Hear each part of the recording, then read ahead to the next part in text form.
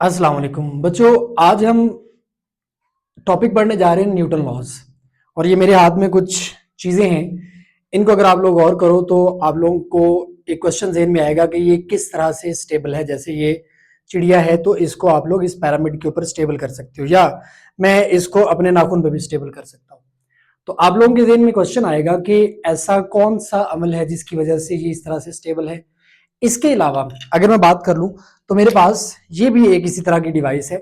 मैं इसको यहाँ पे इस मार्कर के बैग पे भी इसको स्टेबल कर सकता हूँ।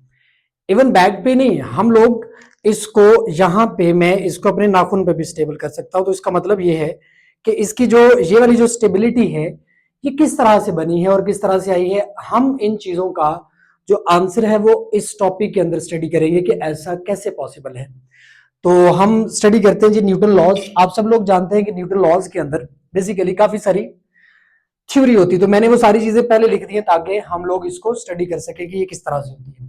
न्यूटन लॉज के लिए जो सबसे पहले चीज याद रखनी होती है वो इसकी लिमिटेशंस होती है। न्यूटन लॉज हर जगह पे वैलिड नहीं है। बेसिकली आपने इस बात को याद रखना है कि हर लॉ हर जगह पे वैलिड नहीं होता। हर एक लॉ के लिए कुछ ना कुछ लिमिटेशंस होती हैं। तो जो न्यूटन लॉज है या न्यूटन लॉ है, इनके लिए हमारे पास जो लिमिटेशंस हैं वो ये है कि they are only applicable for slow moving particles as compare to speed of light. अब अगर कोई ऑब्जेक्ट स्पीड ऑफ लाइट से मूव कर रहे होंगे तो उनके ऊपर न्यूटन लॉज अप्लाई नहीं होगा। स्पीड ऑफ लाइट से मूव करने का मतलब comparable with speed of light. तो मैंने यहां पे ये बात लिखी कि application applicable for slow moving objects as compare to the speed of light. अगर कोई ऑब्जेक्ट हाई स्पीडली मूव कर रहे होंगे तो उनके लिए हम लोग न्यूटन लॉज को नहीं अप्लाई करते, बल्कि आप लोग सेकंड ईयर में पढ़ चुके हो आइंस्टाइन थ्योरी ऑफ रिलेटिविटी, या जिसको स्पेशल थ्योरी ऑफ रिलेटिविटी भी बोलते हैं। तो बेसिकली ये थ्योरी ऑफ रिलेटिविटी जो है ये बेसिकली इसी न्यूटन लॉज की लिमिटेशंस को एक्सप्लेन करती है कि किस तरह से न्यूटन लॉज जो है वो स्लो मूविंग पार्टिकल्स के लिए वैलिड है। फॉर हाई स्पीड वो use Einstein theory of relativity. सबसे पहले नंबर पे हम पढ़ेंगे जी फर्स्ट लॉ। फर्स्ट लॉ में जो सबसे बेसिक इंपॉर्टेंट एमसीक्यू याद रखना है वो आप लोगों ने ये एमसीक्यू याद रखना है कि इट डिफाइन फोर्स। सब लॉज के लिए फोर्स से रिलेटेड कुछ ना कुछ है। आप लोगों का ये चैप्टर है भी मोशन एंड फोर्स, तो न्यूटन लॉज के अंदर हम लोग बेसिकली फोर्स से रिलेटेड ही ज्यादातर चीजों को स्टडी कर रहे होते हैं। तो आपने एमसीक्यूज के लिए याद रखना है कि न्यूटन फर्स्ट लॉ जो है वो फोर्स को डिफाइन करता है कि फोर्स क्या है। आप लोग पढ़ चुके हैं फोर्स की डेफिनेशन क्या होती है, जो बॉडी की स्टेट को चेंज कर सके। ठीक है, तो अब हम अगर फर्स्ट लॉ की बात करें तो मैंने स्टेटमेंट नहीं लिखी लेकिन मैथमेटिकल फॉर्मेशन लिख दी है कि अगर बॉडी रेस्ट पे हो या कांस्टेंट वेलोसिटी से मूव कर रही हो तो वो अपनी में उसी स्टेट को मेंटेन रखना चाहेगी। तो मैंने ये बातें दोनों लिखी कि if the velocity of the body is zero और मूविंग विद यूनिफॉर्म वेलोसिटी, तो दोनों के केस में अगर चेंज ऑफ वेलोसिटी आप फाइंड करो तो चेंज ऑफ वेलोसिटी इस केस में भी जीरो है, और यूनिफॉर्म हो तो इस केस में भी चेंज ऑफ वेलोसिटी जीरो आएगा। अब हम लोग इस टॉपिक से पहले एक्सेलरेशन पढ़ चुके होते हैं, तो हमें पता है एक्सेलरेशन जो है वो change of velocity divided by time होता है। तो अगर वेलोसिटी का चेंज जीरो है तो एक्सेलरेशन ऑटोमेटिकली जीरो हो जाएगा। अब अगर एक्सेलरेशन जीरो है तो फिर नेट फोर्स जीरो हो जाएगी। ठीक है, तो ये हमारे पास फर्स्ट लॉ से रिलेटेड चीजें हैं। अब आप लोगों ने याद रखना है 2023 में बेसिकली यहां से एमसीक्यू ये वाला पूछा हुआ था, इनर्शियल फ्रेम ऑफ रेफरेंस क्या होता है। Inertial frame of reference basically उसको बोलते हैं जिसमें बॉडी का एक्सेलरेशन जीरो हो। आप लोग हमेशा के लिए याद रख लो, जब भी एक्सेलरेशन किसी भी सिस्टम का जीरो होगा तो उस केस में उस सिस्टम के या उस फ्रेम को हम नाम देते हैं इनर्शियल फ्रेम ऑफ रेफरेंस। इसी वजह से हम लोग इसको नाम देते हैं, it is also called law of inertia. Law of inertia basically क्या होता है कि बॉडी जो रेस्ट पे है वो रेस्ट पे रहना चाहे, और जो कांस्टेंट स्पीड से मूव कर रही है वो कांस्टेंट स्पीड से मूव करे। मींस दोनों केसेस में एक्सेलरेशन जीरो, क्योंकि चेंज ऑफ वेलोसिटी दोनों केसेस में जीरो होगा। तो इसलिए इसको हम लॉ ऑफ इनर्शिया बोलते हैं। It also follow the first condition of equilibrium. अब आप लोगों के जहन में आ जाना चाहिए, चैप्टर 2 वेक्टर्स के अंदर आप लोग पढ़ते हो एफएससी में, फर्स्ट कंडीशन ऑफ इक्विलिब्रियम क्या होता है, net force becomes equal to zero. मैंने इस चीज को समझाने के लिए यहाँ पे कुछ एग्जांपल्स लिखी हैं। आप लोग पढ़ते हो book lying on a table, ये 9th-10th की फिजिक्स में भी लिखी होती है, इवन एफएससी में भी लिखी होती है। तो book lying on a table जो है वो इसकी एग्जांपल होती है। आप लोग ये बात जानते हो कि इस बुक का जो अपना वेट होगा वो डाउनवर्ड होगा, और इसके ऊपर जो नॉर्मल रिएक्शन फोर्स लग रही होगी वो अपवर्ड लग रही होगी। तो दोनों एक दूसरे को बैलेंस कर देंगे। जैसे मेरे हाथ के ऊपर ये मार्कर्स हैं, तो क्या इनका वेट नहीं है तो वेट डाउनवर्ड होगा, लेकिन इनकी जो नॉर्मल रिएक्शनल फोर्स है वो अपवर्ड होगी, तो नेट फोर्स जीरो होगी। इसका मतलब है ये इक्विलिब्रियम की फर्स्ट कंडीशन है। इसी तरह से मैंने यहाँ पे सेकंड एग्जांपल बनाई, जो सीलिंग फैन होता है। अब ये जो सीलिंग फैन है इसमें भी इसके ऊपर फोर्स तो लग रही होगी, फोर्स ऑफ ग्रेविटी, तो फोर्स ऑफ ग्रेविटी डाउनवर्ड लग रही होगी, इसका जो अपना इसमें जो नॉर्मल रिएक्शन या जिसको हम टेंशन बेसिकली बोलते हैं वो अपवर्ड होगी। तो दोनों को अगर आप लोग देखोगे तो नेट फोर्स इस केस में भी जीरो, तो नेट फोर्स यहाँ पे भी जीरो, नेट फोर्स यहाँ पे भी जीरो। यहाँ पे भी जो मैंने आप लोगों को ये चीजें दिखाई थी, जिसमें ये वाला सपोज ये बर्ड है, तो ये जो मैंने आप लोगों को यहाँ पे भी इसका एक्सपेरिमेंट करवाया था कि आप लोग इसको जहां पे मर्जी स्टेबल कर सकते हो, तो इसकी जो स्टेबिलिटी है वो बेसिकली इसी चीज को एक्सप्लेन करती है कि इसके ऊपर लगने वाली नेट फोर्स जीरो है। जब बॉडी पे नेट फोर्स जीरो हो जाए तो उस केस में वो बॉडी स्टेबल रहेगी, मींस इक्विलिब्रियम में रहेगी। हम लोग इसी को न्यूटन फर्स्ट लॉ के अकॉर्डिंग भी समझ सकते हैं। इसी तरह से जो दूसरी एग्जांपल थी ये वाली, इसमें भी इसकी जो स्टेबिलिटी है वो इसी बात के ऊपर है कि इसके ऊपर फोर्स लग रही है लेकिन इसकी नेट फोर्स जीरो है। आप लोग इसको स्टेबल कर सकते हो, इस तरह से भी ये स्टेबल हो सकती है, इवन इसको आप इस तरह से भी मूव कराओगे तो ये स्टेबल रहेगा। तो इसकी जो स्टेबिलिटी है उसका सिंपल और आसान अल्फाज में मतलब ये है कि इसके ऊपर लगने वाली नेट फोर्स जीरो है। जब बॉडी पे लगने वाली नेट फोर्स जीरो हो तो अब वो सारी की सारी फर्स्ट कंडीशन या फर्स्ट लॉ ऑफ न्यूटन जो है वो इसी में एक्सप्लेन होता है। अब हमारे पास इसकी मजीद एग्जांपल्स अगर हम लिख लें तो पैसेंजर्स आर सिटिंग इन ए बस, आप लोग बस में बैठ के जा रहे हो तो यकदम से अगर बस की स्पीड बढ़ा दी जाए तो हमारी बॉडी पीछे की तरफ झुकती है। क्यों? क्योंकि बॉडी अपनी स्टेट को मेंटेन रखना चाहेगी। तो फर्स्ट लॉ के अकॉर्डिंग जब स्टेट को मेंटेन रखना चाहेगी तो पीछे की तरफ झुक जाती है। अब ऐसे चलती हुई गाड़ी की आप एकदम से ब्रेक अप्लाई करो तो हम आगे की तरफ झुकते हैं। तो हमारा आगे की तरफ झुकना बेसिकली उसकी स्टेट को चेंज करने के मुताबिक होता है। तो हम इसको ये बोलेंगे कि यहाँ पे जो पैसेंजर्स हैं सिटिंग इन ए बस, ये फर्स्ट न्यूटन लॉ की एग्जांपल है। ऐसे कारपेट क्लीनिंग बाय हैमरिंग, आप लोग किसी भी कारपेट को हैमर्स या किसी डंडे से किसी भी चीज से आप उसको उसके ऊपर मारते हो तो उससे डस्ट पार्टिकल्स बाहर निकल रहे होते हैं। तो ये भी न्यूटन फर्स्ट लॉ की ही एग्जांपल है कि जो डस्ट पार्टिकल्स है वो अपनी रेस्ट स्टेट पे हैं कि वो वहीं पे रहना चाहेंगे। आप जैसे उसके ऊपर डंडा मारते हो तो वो वहां का कारपेट आगे मूव कर जाता है और डस्ट पार्टिकल वहां से बाहर आ जाते हैं। तो ये न्यूटन फर्स्ट लॉ की ही एग्जांपल में आता है। नेक्स्ट हमारे पास है Newton second law. Second law हमें क्या बताता है? सेकंड लॉ हमें बताता है बेसिकली सबसे पहला जो एमसीक्यू याद रखना है वो ये है, इट मेजर्स फोर्स। यहाँ पे बहुत सारे स्टूडेंट्स डाउटफुल हो रहे होते हैं। जो फर्स्ट लॉ है ये बताता है डिफाइन फोर्स, फोर्स क्या है। सेकंड लॉ बताता है फोर्स कितनी है, हमें मेजर करके बता देता है कितनी।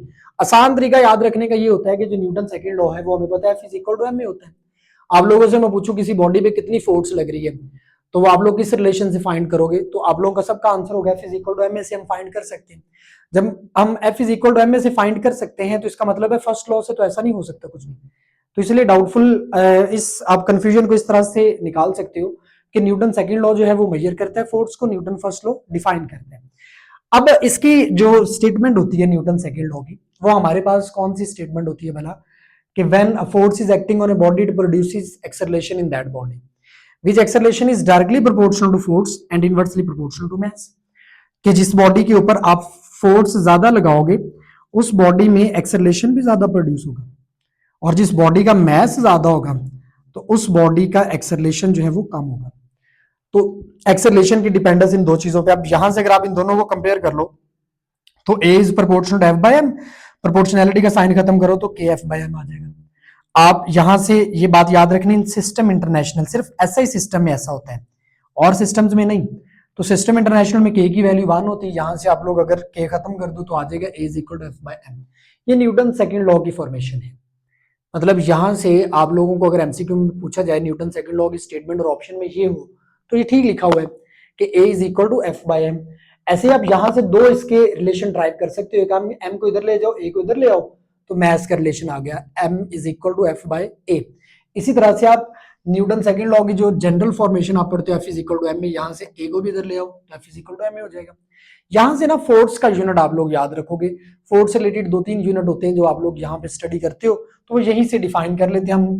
न्यूटन सेकंड लॉ लगाया मैंने F is equal to M में, फोर्स का यूनिट न्यूटन होता है, बेस यूनिट क्या होता है मास का केजी, एक्सेलरेशन का मीटर पर सेकंड स्क्वायर। तो इसी को आप नाम देते हो 1 newton is equal to 1 kilogram multiplied by 1 metre पर सेकंड स्क्वायर। मतलब 1 केजी का ऑब्जेक्ट हो, जैसे सपोज कर ले ये मेरे पास एक ऑब्जेक्ट है, मैं इसके ऊपर 1 न्यूटन फोर्स लगाऊं तब जब इसका मास 1 केजी हो, 1 केजी मास हो, और मैं इसके ऊपर जो एक्सेलरेशन मेरे फोर्स मास के ऊपर जो एक्सेलरेशन प्रोड्यूस हो वो 1 मीटर पर सेकंड स्क्वायर का हो, तो इसके मेरे हाथ से लगने वाली जो फोर्स होगी वो 1 न्यूटन कहलाएगी। आप लोग इसी 1 न्यूटन को इस तरह से एक्सप्लेन कर सकते हो कि 1 न्यूटन जो है वो केजी की यहाँ पे आप वैल्यू लगा दो 10 पावर 3 और मास यहाँ पे मीटर की जगह पे आप सेंटीमीटर लिख सकते हो। तो आप लोगों के पास ये सेंटीमीटर जो है वो 100 सेंटीमीटर होता है, उसको मैंने 10 पावर 2 लिख दिया। तो मैंने इस वजह से लिखा है ताकि आप लोगों के पास एक रिलेशन आ जाए, इन दोनों पावर्स को मिलाओ तो ये आप लोगों के पास आएगा 10 पावर 5 ग्राम सेंटीमीटर पर सेकेंड स्क्वायर।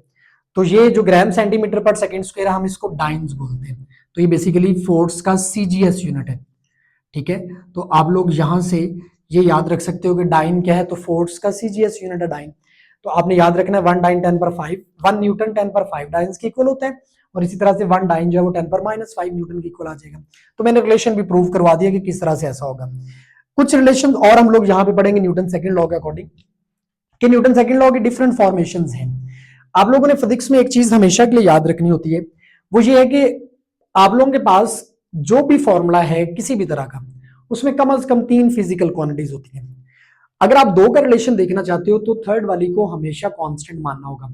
जैसे कि मैं यहाँ पे F is equal to M में है, तो मैं तीनों में से किसी भी 2 का रिलेशन देखना चाहता हूं तो फिर थर्ड वाली क्वांटिटी को कांस्टेंट मानना होगा। यहाँ पे अगर मैं फर्स्ट वाले पे बात कर लूं तो मैंने यहाँ पे लिखा अगर मैस कांस्टेंट हो, अगर आप मैस कांस्टेंट कर देते हो तो फोर्स के एक्सेलरेशन से डायरेक्ट रिलेशन होगा। अगर आप इनका ग्राफ बनाना चाहो, इस एक्सिस पे फोर्स हो, इस एक्सिस पे एक्सेलरेशन हो, तो आप लोगों के पास ग्राफ इस तरह की लाइन आएगी।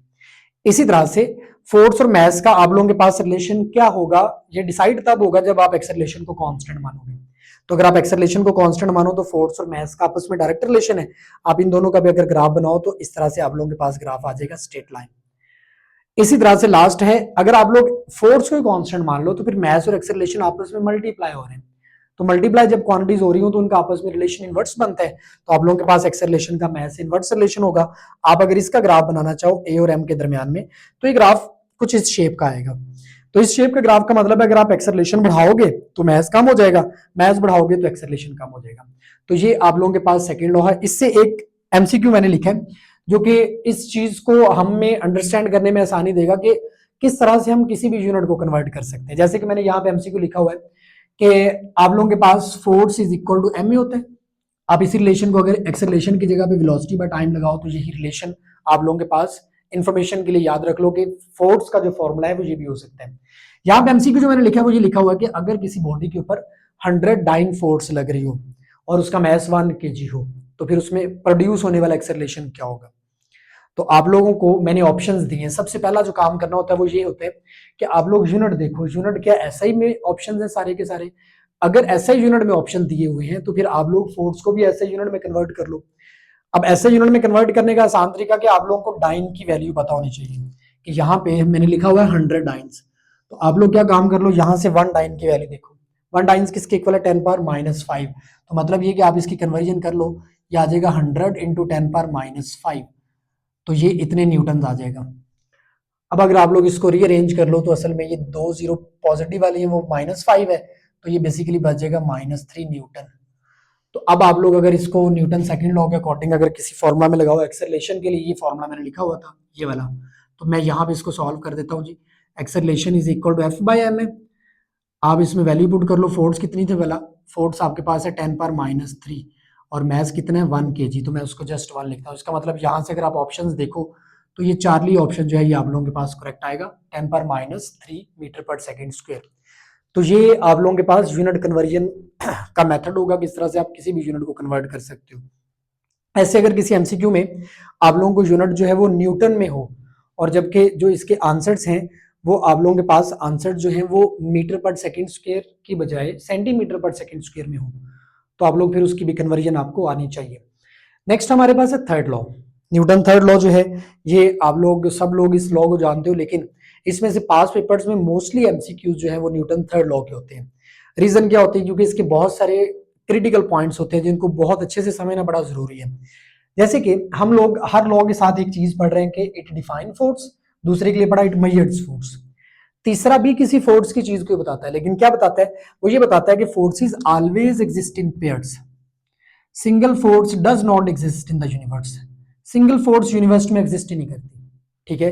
जैसे ये मार्कर है तो हम लोग ये बात जानते हैं इसका अपना वेट डाउनवर्ड होगा, नॉर्मल रिएक्शनल फोर्स अपवर्ड होगी। इसका मतलब है इसके ऊपर 2 फोर्सेस लग रही है एक ही टाइम पे। तो सिंगल फोर्स कभी किसी केस में भी पॉसिबल नहीं है, हमेशा बॉडी के ऊपर एक से ज्यादा फोर्सेस लग रही होती हैं। जैसे अगर मैं यहाँ से इस बात से आप लोगों को न्यूटन फर्स्ट लॉ रिकॉल करवाऊं, तो न्यूटन फर्स्ट लॉ में मैंने लिखा नेट फोर्स जीरो, यहाँ पे ये दोनों की नेट फोर्स जीरो। यहां पे याद रख लीजिएगा फोर्स जीरो नहीं है, मैं लिख देता हूं इस बात को, फोर्स जीरो नहीं है, नेट फोर्स जीरो है। देखो ना ये सीलिंग फैन है सपोज्ड, तो सीलिंग फैन के ऊपर एक से ज्यादा फोर्सेस लग रही, ग्रेविटी डाउनवर्ड लग रही है और इसी सेम टाइम पे टेंशन इसके ऊपर अपवर्ड लग रही होगी। तो इसका मतलब ये हुआ कि एक फोर्स नहीं लग रही, दो फोर्सेस हैं कम से कम, तो इन दोनों फोर्सेस का नेट जीरो है। तो इसीलिए मैंने लिखा है कि फोर्स जीरो हो नहीं हो सकती लेकिन नेट फोर्स जीरो हो सकती है। यहाँ पे भी वही चीज है कि जो फोर्सेस है ना वो हमेशा पेयर्स में एग्जिस्ट करती है कम से कम। तो आप लोगों के पास पेयर्स में ये फोर्सेस, अब यहाँ पे मैंने बताया, अब आप लोग ये बात सब जानते हैं, action and reaction are equal and opposite, कि किसी भी बॉडी के ऊपर आप एक्शन करोगे तो उसके ऊपर रिएक्शन होगा। अब जो एक्शन और रिएक्शन है ये सिंगल बॉडी पे कभी नहीं होते, ये एमसीक्यू बहुत दफा पास पेपर में आया हुआ है। Action and reaction always act on two different bodies, different objects पे एक्ट होंगे। जैसे ये मेरे पास फुटबॉल है, मैं इस फुटबॉल के ऊपर किक मारता हूँ, किक लगाता हूँ, तो मेरे इसको हिट करने से जो मेरा एक्शन है, सपोज कर लो फुटबॉल पे हुआ है, अब रिएक्शन किस पे होगा? तो बहुत सारे बच्चों का ये होता है कि फुटबॉल पे रिएक्शन, तो बेसिकली मेरे हाथ के ऊपर इसका रिएक्शन होगा। तो एक्शन अगर एक बॉडी पे हुआ तो रिएक्शन उसी बॉडी पे नहीं होगा। अगर एक्शन और रिएक्शन दोनों सेम बॉडीज पे हो जाए तो फिर बॉडी तो मूव ही नहीं करेगी। जैसे ये मेरे पास सपोज कर लें ये मार्कर्स हैं, तो मैं इस मार्कर के ऊपर यहां से एक्शन लेता हूं उस डायरेक्शन में, और मैं कहता हूं रिएक्शन भी इसी के ऊपर हो रहा है, इसी डायरेक्शन में बैकवर्ड, क्या ये मूव करेगा? तो हम तो basically Newton laws of motion पढ़ रहे हैं। तो इसका मतलब है कि यहाँ पे ये चीज आप लोगों ने याद रखनी कि एक्शन और रिएक्शन हमेशा दो डिफरेंट बॉडीज पे एक्ट करते हैं। मैं भी आप लोगों को डिफरेंट एग्जांपल से प्रूव भी करवा दूंगा कि ऐसा किस तरह से मुमकिन है। तो मैंने यही बातें यहाँ पे आगे लिखी हुई हैं जी। क्या लिखा हुआ है कि जो एक्शन एंड रिएक्शन है can never cancel each other. अगर ये एक दूसरे को कैंसिल कर दें तो उसका मतलब है वो सिंगल बॉडी पे एक्ट कर रहे हैं। ये मेरे पास मार्कर के ऊपर इधर फोर्स लगाता हूँ, बैकवर्ड भी अगर लग रही तो एक्शन रिएक्शन एक बॉडी पे होगी, इसका मतलब दोनों कैंसिल करेंगे एक दूसरे को। लेकिन एक्शन और रिएक्शन कभी एक दूसरे को कैंसिल नहीं करते, ये एक पॉइंट याद रखना है। आगे मैंने रीजन इसकी लिख दी, because they are acting on two different objects. ये हमेशा दो डिफरेंट बॉडीज पे एक्ट करते हैं, सिंगल बॉडी पे एक्ट ही नहीं करते। तो इसको सिंपल से ये तीन चार ही पॉइंट इसके होते हैं, फेडरल में मोस्टली इसका एमसीक्यू आता है, तो ये आप लोग यहाँ से इसको याद रखोगे। मैंने यहाँ पे इससे रिलेटेड ये एक एमसीक्यू लिखा हुआ है, जो फुटबॉल मैं आप लोगों को दिखा रहा हूँ। इस फुटबॉल के ऊपर अगर आप लोग किक लगाते हो तो आप लोग सपोज कर लो इसके ऊपर फोर्स लगाते हो एफ ए, अप्लाइड फोर्स, तो अब रिएक्शनल फोर्स किस डायरेक्शन में होगी? ऑपोजिट, इस रूल के अकॉर्डिंग। तो वो आप लोगों के पास ये रिलेशन आ जाएगा, एफ ए अगर अप्लाइड फोर्स है तो एफ बी उसका रिएक्शनल फोर्स है। अब आप लोग अगर इस रूल के अकॉर्डिंग लिखो तो ये F A is equal to F B होगा, क्योंकि ये दोनों इक्वल होते हैं, लेकिन नेगेटिव साइन शो करता है ऑपोजिट डायरेक्शन, कि डायरेक्शन जो है वो ऑपोजिट है। अब इसकी एग्जांपल में मैंने आप लोगों के सामने सबसे पहले लिखा है वॉकिंग। अगर आप वॉक करते हो तो आपके वॉक करने की वजह से क्या होता है कि आप अर्थ के ऊपर एक्शन लेते हो, अर्थ रिएक्शन के तौर पे आपको आगे धकेल देते हैं। तो एक्शन और रिएक्शन यहां पे भी देख लें, pair of force he exist कर रही है, सिंगल फोर्स एग्जिस्ट नहीं कर रही। इसी तरह से अगर आप बात कर लो स्विमिंग की, तो स्विमिंग में भी एक्शन रिएक्शन होता है। आप स्विमिंग के लिए पानी के अंदर एक्शन लेते हो तो पानी आपको रिएक्शन के तौर पे आगे धकेलते हैं। तो ये भी आप लोगों के पास सेकंड इसी में एग्जांपल आ जाएगी। इसी तरह से ये इस एग्जांपल से आप सब लोग बड़े अच्छे से जो है ना वो जानते हो इस एग्जांपल को, सेंट्रीपिटल फोर्स और सेंट्रीफ्यूगल फोर्स। तो अब सेंट्रीपिटल फोर्स जो है वो आप लोग यहाँ पे मैंने डायग्राम बनाई हुई है कि अगर आप लोगों के पास एक पत्थर हो, आप उस ऑब्जेक्ट को, उस स्टोन को एक रस्सी के साथ बांध के, एक स्ट्रिंग के साथ बांध के यहाँ पे सर्कल में मूव करवाते हो, तो इसके इस मूवमेंट की वजह से क्या होता है, इसके इस मूवमेंट की वजह से इसके ऊपर सेंट्रीपिटल फोर्स लगती है, जिसकी वजह से वो सर्कल में मूव करते हैं। अब अगर इसके ऊपर सेंट्रीपिटल फोर्स इस तरह से एक्ट करी तो फिर सेंट्रीफ्यूगल किधर होगी? तो बहुत सारे बच्चे यहाँ पे डाउटफुल हो जाते हैं कि सेंट्रीपिटल किधर है, तो सबका आंसर होता है जी सेंट्रीपिटल तो टुवर्ड्स सेंटर है। ये बात मान ली कि जी सेंट्रीपिटल टुवर्ड्स सेंटर है, क्योंकि उसको सेंटर सीकिंग फोर्स भी हम बोलते हैं। ओके, सेंट्रीफ्यूगल किधर होगी? तो बहुत सारे बच्चे कहते हैं सर आउटवर्ड। तो क्वेश्चन होता है किस पे लगेगी वो, तो फिर वो डाउटफुल हो गए, कह रहे होते हैं सर इसी पत्थर के ऊपर ही। तो हमने रूल के अकॉर्डिंग पढ़ा है कि एक्शन और reaction always acting on two different bodies, not on a single body. तो इसका मतलब है पत्थर के ऊपर अगर आप सेंट्रीपिटल फोर्स बता रहे हो तो फिर उसी पत्थर के ऊपर दोबारा सेंट्रीफ्यूगल फोर्स नहीं हो सकती, तो फिर सेंट्रीफ्यूगल फोर्स किसी और ऑब्जेक्ट पे लगनी चाहिए। तो उसका आसान आंसर होता है कि वो बेसिकली हमारे हाथ पे लग रही होती है। आप जब पत्थर को घुमाते हो तो हमारा हाथ भी साथ साथ घूम रहा होता है, ठीक है। तो अब उसका मतलब ये है कि जहां से उसको सेंट्रीपिटल फोर्स मिल रही है वो उसी के ऊपर रिएक्शन कर रहा है, तो रिएक्शन हमारे हाथ पे होगा। इसी वजह से जो हम यहाँ पे जितनी भी फोर्स लगा रहे होते हैं वो बेसिकली हमारे हाथ पे लग रही होती है और वो आउटवर्ड डायरेक्शन में लग रही होती है, तो इसको हम सेंट्रीफ्यूगल फोर्स बोलते हैं। तो सेंट्रीपिटल और सेंट्रीफ्यूगल, आप देखें ये चीजें प्रूव भी हो रही हैं कि एक्शन और reaction act on two different body, ये बचपन से पढ़ते आ रहे हैं। लेकिन हमें यहाँ पे एनडी टेस्ट में इन सारी चीजों को याद रखना है विद एग्जांपल्स कि ये किस तरह से एप्लीकेबल हो रही हैं। अब हमारे पास लास्ट में इसके रिलेटेड यहाँ पे कोई भी डाउट हो न्यूटन लॉ से रिलेटेड तो आप लोग मैसेज करके पूछ सकते हो। हम जो नेक्स्ट इसका आखिरी पार्ट रह गया इस टॉपिक के अंदर, तो वो है बेसिकली लीनियर मोमेंटम। ये छोटा सा नेक्स्ट टॉपिक है, आप 9-10 से पढ़ते आ रहे हो, पास पेपर में इससे रिलेटेड एमसीक्यूज आए होते हैं।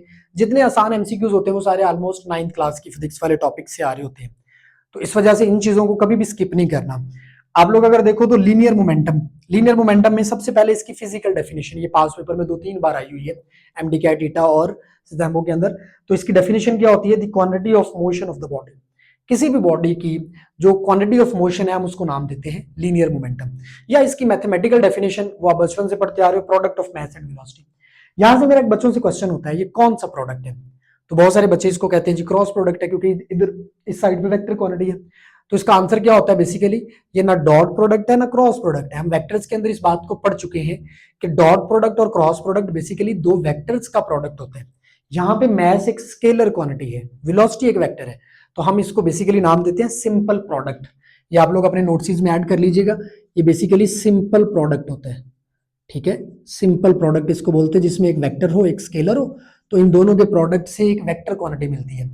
तो ये एक सिंपल प्रोडक्ट है। जैसे अगर आप इसकी भी बात कर लो, न्यूटन सेकंड लॉ में जो आप फोर्स पढ़ते हो, यहाँ पे मैं लिख देता हूँ, देखो जो एक्सेलरेशन है वो एक वेक्टर क्वांटिटी है, तो फोर्स भी एक वेक्टर क्वांटिटी हो जाएगी, लेकिन मैस एक स्केलर क्वांटिटी है। तो हम इसको नाम देते हैं बेसिकली सिंपल प्रोडक्ट। तो सिंपल प्रोडक्ट ऐसा प्रोडक्ट होता है जिसमें एक स्केलर और वेक्टर दोनों की मल्टीप्लिकेशन से एक नई वेक्टर क्वांटिटी मिलती है। अब हम लोग नेक्स्ट बात करते हैं कि ये इसीलिए मैंने लिख दिया साथ में वेक्टर क्वांटिटी और इसकी डायरेक्शन अलोंग द वेलोसिटी होगी। लास्ट में यहां से अगर आप इसका यूनिट फाइंड करो तो मोमेंटम का यूनिट न्यूटन सेकंड होता है। ठीक है, मैस का यूनिट आपके पास केजी और वेलोसिटी का मीटर पर सेकंड। मैंने यहाँ पे एक आसान सा एक एमसीक्यू लिखा है। ये एमसीक्यू आप लोगों से पूछ रहा है कि अगर वेलोसिटी वेक्टर फॉर्म में गिवन हो और मोमेंटम जो है वो आप लोगों से सिंपल फॉर्म में पूछा गया हो, मतलब उसकी मैग्नीट्यूड, तो आप लोग बताओ आपके पास वेलोसिटी जो है वो 4i + 3j है और मैस जो है वो 5 kg है, तो आप लोग बताओ इसका मोमेंटम क्या होगा। अब इस एमसीक्यूज को सॉल्व करने का आसान तरीका वो ऑलरेडी मैं बता भी चुका हूं, मैं दोबारा रिपीट कर देता हूं, वेक्टर्स के अंदर पढ़ चुके हैं इस चीज को। क्या होता है भला? हम जानते हैं 4i + 3j, इसकी मैग्नीट्यूड अगर निकालनी हो तो इसकी मैग्नीट्यूड निकालने का तरीकाकार हम पढ़ चुके। क्या होता है भला? वो होता है x के कॉम्पोनेंट का स्क्वायर प्लस y के कॉम्पोनेंट का स्क्वायर, तो बेसिकली आएगा 4² + 3²। अब हम जानते हैं ये असल में 16 + 9 कितना आएगा 25। अब 25 का स्क्वायर रूट क्या होता है? 5। तो असल में वेलोसिटी हमारे पास जो है वो 5 आ जाएगी। ठीक है, तो वेलोसिटी स्पीड की वैल्यू 5 आ गई, मैं इसको डायरेक्ट लिख रहा हूँ यहाँ से 5। अब इसके साथ आई जे के लिखे नहीं, मतलब हमने मैग्नीट्यूड निकाल लिया, मोमेंटम निकालना है, दोनों को प्रोडक्ट कर लो। आपके पास मैस और वेलोसिटी गिवन है, मैस mv होता है मोमेंटम जी, मैस की वैल्यू कितनी गिवन थी? 5, और वेलोसिटी कितनी है? वो भी 5। तो आंसर क्या आएगा? आप लोगों के पास आंसर आ जाएगा 25 न्यूटन सेकेंड। ठीक है, यूनिट इसका देख लीजिएगा, मीटर किलोग्राम मीटर पर सेकंड भी हो सकता है, न्यूटन सेकंड भी हो सकता है। लास्ट में एक एमसीक्यू है छोटा सा, जो आप लोगों की बेसिकली फेडरल और केपी दोनों की टेक्स्ट बुक एक्सरसाइज का एमसीक्यू है। ये MCQ basically change of momentum से रिलेटेड है कि चेंज ऑफ मोमेंटम क्या होता है। तो अब चेंज ऑफ मोमेंटम आप लोगों के पास होता है delta P is equal to m into delta V. ठीक है, तो चेंज ऑफ मोमेंटम का ये फॉर्मूला, आप इस फॉर्मूले को ओपन करो तो डेल्टा वी को ओपन करो वो आ जाएगा vf माइनस vi, और अगर आप m को अंदर मल्टीप्लाई कर दो तो आप लोगों को पता है m इन दो चीजों से मल्टीप्लाई हो रहा है, एक फाइनल वेलोसिटी से एक इनिशियल वेलोसिटी से, तो आप लोगों के पास आ जाएगा mvf माइनस mvi। mvf को आप फाइनल मोमेंटम लिख सकते हो और mvi को आप इनिशियल मोमेंटम लिख सकते हो, तो इसी को असल में हम चेंज ऑफ मोमेंटम बोलते हैं। ये मैंने एक्सरसाइज का एक एमसीक्यू यहाँ पे पुट किया है कि आप लोगों के पास एक क्रिकेट बॉल हो, जैसे ये सपोज मेरे पास ये एक फुटबॉल है, मैं इस फुटबॉल को यहाँ से हिट करता हूँ, सामने दीवार है, मैं दीवार के अंदर मारता हूँ और ये 4 न्यूटन सेकंड से मैं इसको हिट करता हूँ और ये वापस भी इसी 4 न्यूटन सेकंड से आता है लेट्स से। तो आप लोगों से पूछा गया इसका चेंज ऑफ मोमेंटम, तो अब आप लोग जरा एक सेकंड के लिए अगर जस्ट सोचें कि इसका चेंज ऑफ मोमेंटम क्या आएगा, तो मोस्टली जो मोस्ट ऑफ द स्टूडेंट्स हैं वो इसका आंसर लगाते हैं सर 0। ठीक है, तो ये बेसिकली इसका रॉन्ग स्टेट है। आप लोगों ने इस चीज को याद रखना, चेंज ऑफ मोमेंटम पूछा गया, तो अब डाउटफुल जो है वो आप लोगों के ज़हन में अगर डाउटफुलनेस आई कि ये कैसे 0 नहीं है, तो उसका आसान सा हल, ये एमसीक्यू मैंने जस्ट इसी वजह से पुट किया है कि जल्दियों में एमडी कैट के अंदर किसी एमसीक्यू को सॉल्व नहीं करना, हमेशा सोच के समझ के आंसर करना है। आप लोगों के पास यहाँ पे जो मोमेंटम है, इस मोमेंटम को मैं लिख रहा हूँ, ये इनिशियल मोमेंटम है पी, और फाइनल मोमेंटम कितना है? वो भी 4 है। लेकिन अगर आप लोग देखो तो फाइनल मोमेंटम की डायरेक्शन जो है वो इनिशियल के ऑपोजिट है, अगर इनिशियल उस डायरेक्शन में था तो फाइनल इधर है, तो दोनों की ऑपोजिट डायरेक्शन होने की वजह से बेसिकली जो फाइनल होगा वो -4 होगा। अब आप लोग इस फॉर्मूला के अंदर यहाँ पे लगा के देखो, फाइनल मोमेंटम कितना है? फाइनल मोमेंटम आप लोगों के पास में, इसमें यहाँ पे इसको सॉल्व कर देता हूँ जी। फाइनल मोमेंटम आप लोगों के पास है -4 माइनस इस फॉर्मूले में लगाना है, इनिशियल कितना है वो 4 है, तो असल में फिर कितना आंसर आ गया बेसिकली -8। तो अगर आप लोग यहाँ पे ऑप्शंस देखो तो यहाँ से डेल्टा ऑप्शन जो है ये करेक्ट ऑप्शन होगा, -8 न्यूटन सेकंड जो है वो इसका करेक्ट ऑप्शन है। सो आज के लिए इतना ही। नेक्स्ट हम law of conservation of momentum और इंपल्स का टॉपिक पढ़ेंगे। यहाँ तक कोई भी क्वेश्चन हो, कोई भी क्यूरी हो तो आप लोग हमें पूछ सकते हैं, हम हमेशा अवेलेबल है। जज़ाकल्लाह।